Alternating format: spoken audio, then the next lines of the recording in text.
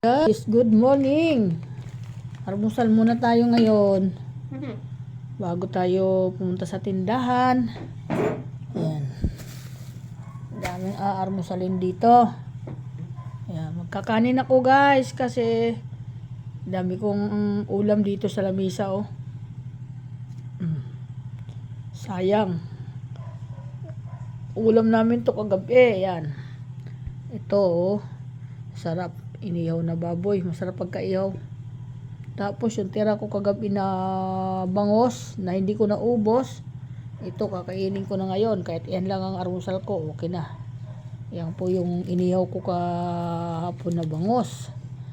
Yan guys, kaya welcome to my vlog. Good morning everyone. Good morning for watching mga kaibigan ngayon. At sa mga anak ko, good morning din. Yung asawa ko naman nandiyan sa labas nagpapaandar ng kanyang mga sasakyan.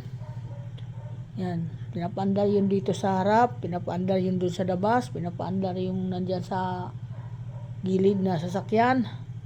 Yan, marami siyang yan ang gustong gusto niya sa umaga, marami siyang kinakalikot. Mukhang magpapahinga sila ngayon, hindi ata magtitinda. Kasi kahapon nagtinda sila, maaga sila umuwi dahil may kita na sila, kaya umuwi na sila. Ganyan mga yan, pag kumikita na, umuwi na agad.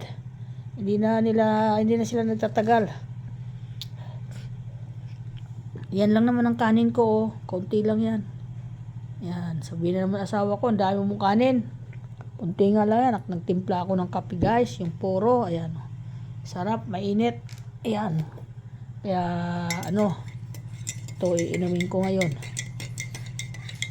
Ewan ko ba't ako sanay mag-almusal sa umaga ng kanin. Sanay talaga ako mag-almusal ng kanin. Hindi ako nabubusog sa tinapay. Yan. Yan. Okay mga guys, welcome to my vlog.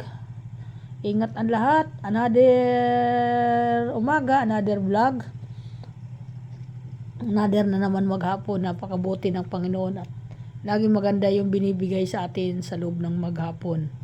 Maganda ang kanyang balita.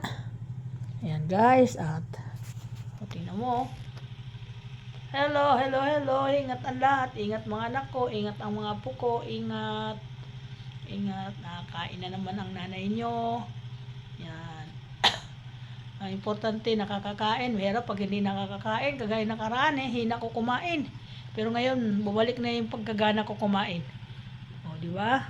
Ayan lang naman, mananalangin lang tayo para tayo tulungan sa atin mga health. Yan, huwag tayo magpapanik kasi mahirap yun.